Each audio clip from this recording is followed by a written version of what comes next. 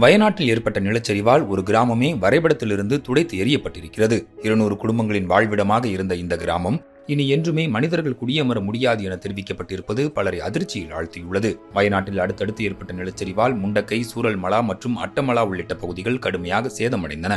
அவற்றில் பூஞ்சேரி மட்டம் என்ற சிறிய கிராமம் இருந்த சுவடே தெரியாமல் ஒட்டுமொத்தமாக அழிக்கப்பட்டுள்ளது. பூஞ்சேரி மட்டம் தான் நிலச்சரிவின் ஆரம்ப புள்ளியாக கருதப்படுகிறது. எனவே இந்த பகுதியில் இருந்த 100க்கும் மேற்பட்ட வீடுகள் மண்ணுக்குள் புதைந்திருக்கலாம் என கூறப்படுகிறது. மிக மோசமாக பாதிக்கப்பட்ட மற்ற பகுதிகளான சூரல்மலா மற்றும் முண்டக்கை உள்ளிட்ட பகுதிகளில் கூட மீண்டும் மக்களை குடியமர்த்த முடியும். ஆனால் சுவடே இல்லாமல் அழிந்து போன பூஞ்சேரி மட்டத்தில் இனிமேல் யாரையும் குடியமர்த்த முடியாது என அதிகாரிகள் தெரிவித்துள்ளனர். மேலும் இந்திய வரைபடத்திலிருந்தே பூஞ்சேரி மட்டம் கிராமம் அழிந்து விட்டதாகவும் கூறப்படுகிறது. வயநாடு நிலச்சரிவில் உயிரிழப்பு எண்ணிக்கை 400 கடந்துவிட்டது.